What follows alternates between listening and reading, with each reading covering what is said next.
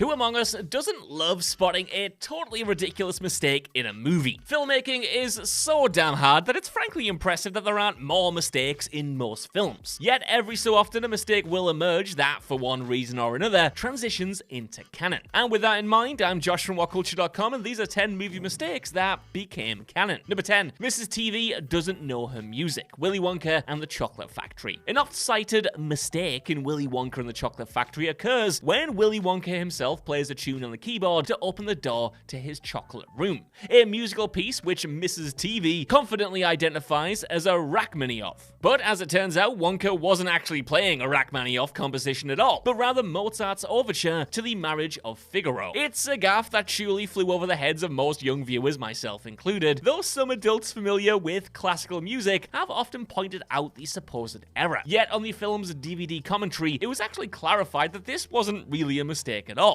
It was simply intended to demonstrate Mrs. TV's know-it-all personality, that she's not nearly as smart and worldly as she evidently thinks she is. Ironically, it also ends up making those who pointed out as a mistake seem a little overconfident in their own powers of observation, given that they missed that it was actually supposed to indicate this about the character. Though it's been parroted as a mistake for literally decades at this point, those in the know have made it abundantly clear that this character is the ignorant one, not author screenwriter Roald Dahl. Number 9. Rocky's oversized robe. Rocky. You'd be forgiven for letting out a little chuckle when you first see Rocky Balboa in his distinctive red boxing robe at the end of Rocky, ahead of his clash with heavyweight boxing world champion Apollo Creed. The robe's clearly way too big for star Sylvester Stallone and gives the impression of someone basically playing dress up in their dad's gear. And as it turns out, this was a legitimate error on the part of the film's costume department, with an oversized robe accidentally being delivered to set. Without any backup costume or any means to get it altered before shooting, Stallone made the executive decision to work the wardrobe malfunction into the plot, resulting in a cute little moment when Rocky asks Adrian, "You don't think this robe looks too baggy, you know?" Ultimately though, it only enhances Rocky's status as the underestimated underdog. I mean, if this guy doesn't even have a robe that fits him, how could he possibly go the distance against Apollo Creed? Sometimes the happiest accidents end up creating the most organic movie moments. Number 8. The Overlook Hotel's impossible geography. The Shining. Stanley Kubrick maintains a reputation as one of the most meticulous and detail-orientated filmmakers who has ever lived, such that any notable mistakes in his films are more often than not entirely intentional, well-thought-out decisions. Case in point, many have pointed out over the years that the iconic Overlook Hotel in The Shining doesn't make much sense in terms of spatial geography. We get considerable glimpses of the hotel's layout throughout the horror classic, yet anyone who actually tries to map the Overlook will soon realize that, as seen in the film, there are doors that can't feasibly lead anywhere. In the hands of a lesser filmmaker, this might seem like just a colossal oversight, but coming from the pathologically fastidious Kubrick, it's probably unlikely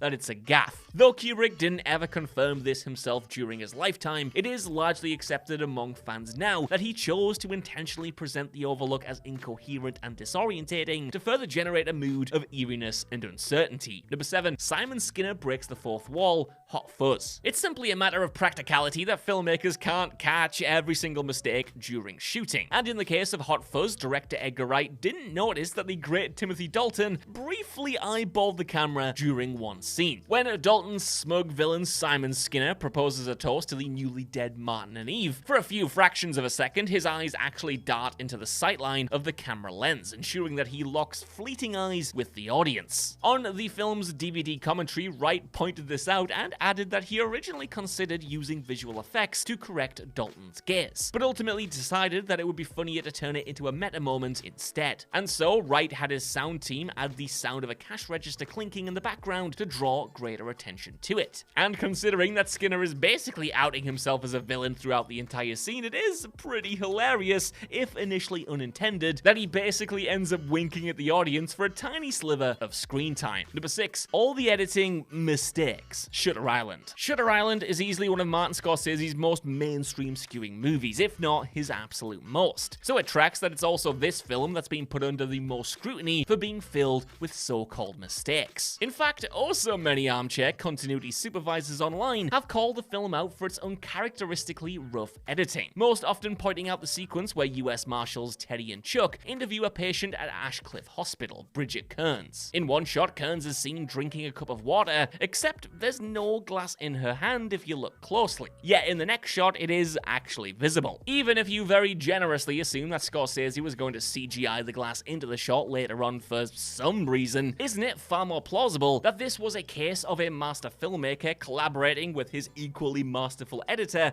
of more than 50 years, by the way, to straight up screw with the audience? Considering that there are other strange editing and continuity choices through the film, it was clearly a case of Scorsese trying to keep audiences on their toes while approximating Teddy's own slipping sanity. Number 5, the talkative extra. Star Trek IV: The Voyage Home. Star Trek IV: The Voyage Home is just one hell of a wild movie, revolving around the Enterprise's crew traveling back through time to 1986 San Francisco. The characters are all portioned off into their own respective subplots, with Uhura and Chekhov being tasked with finding a nuclear reactor that will let them return to the 23rd century. And it's at this point we cue a hilarious skit where the duo start asking random locals how they can locate the nuclear vessels. Though the extras in the area were under strict instructions not to speak to the pair but simply keep walking, one extra evidently didn't get the memo. This extra, Leila Saracalo, decided to shoot her shot in the moment, telling the pair, "I don't know if I know the answer to that. I think it's across the bay in Alameda." And if you look closely at the actors in this scene, you can definitely see their genuine surprise at her response. Yet, ever the pros, they managed to keep in character with the response themselves. Ultimately, director Leonard Nimoy liked this contribution, and so the small but memorable interaction was actually kept in the film. Number 4, the anachronistic period detail, The Village. M. Night Shyamalan's wildly divisive The Village was dinged for many things upon release, and for anyone paying attention while they were watching it the first time, they might have had a few criticisms about the production and costume design. See, while viewing it without any prior knowledge of its inevitable plot twist, you might be a bit mystified by the noticeably contemporary buildings built from materials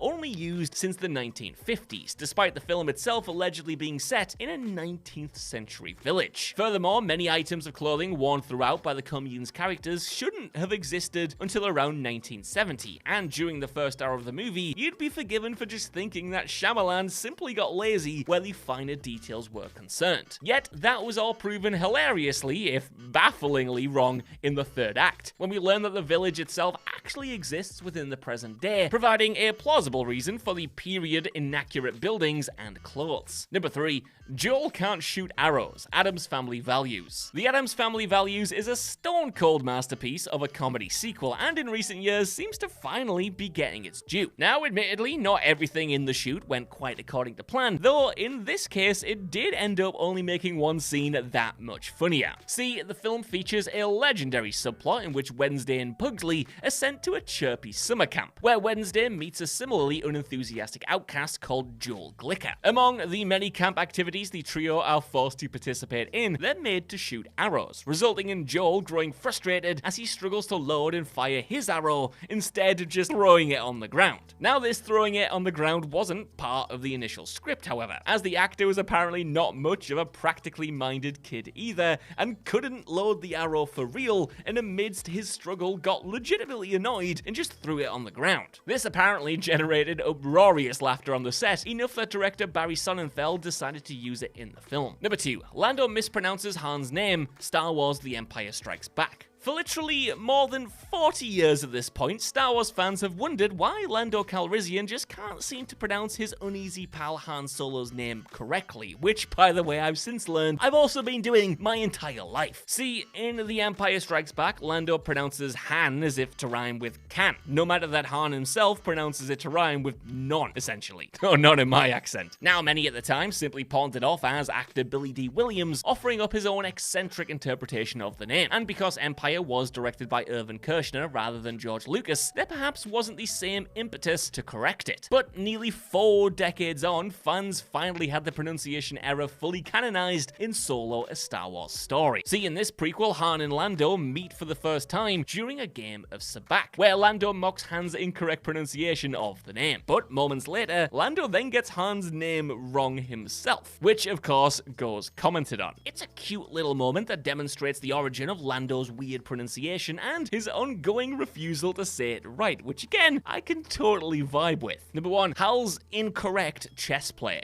2001: A Space Odyssey. Throughout the years, chess fans have periodically pointed out to an alleged mistake when Dr. Frank Poole plays the Discovery 1's sentient computer HAL 9000 at chess in Stanley Kubrick's 2001: A Space Odyssey. In the scene, HAL wins by persuading Poole to resign the game after pointing out his future moves. But if you're much of a chess player, which admittedly I definitely am not, you might have noticed that HAL actually describes an incorrect set of moves. HAL says queen to bishop 3 when he should have said queen to bishop 6, yet the latter move would have allowed Poole to stay in the game a little longer. Now, is it easy to believe that Kubrick, himself an avid chess player, didn't think fellow chess lovers would notice, or is it more likely that he included HAL's error intentionally? After all, it's easy to interpret HAL's mistake as both a sign of his impending malfunction and him testing his ability to deceive the astronauts even at something as comparatively trivial as a chess game. While chess fans might want to hold onto this one as a mistake, knowing Kubrick and his deliberate mindset as we do, it's basically accepted as canon today that HAL intentionally cheated. He is, after all, putting it mildly, a little rascal. So that's our list. I want to know what you guys think down in the comments below. Did you notice these so-called movie mistakes, and are there any other ones that are wrongly identified that wind you up as well? Let me know, and while you're down there, if you could, please give us a like, share, subscribe, and head over to whatculture.com for more lists and news like this every single day. Even if you don't though, I've been Josh, thanks so much for watching, and I'll see you soon.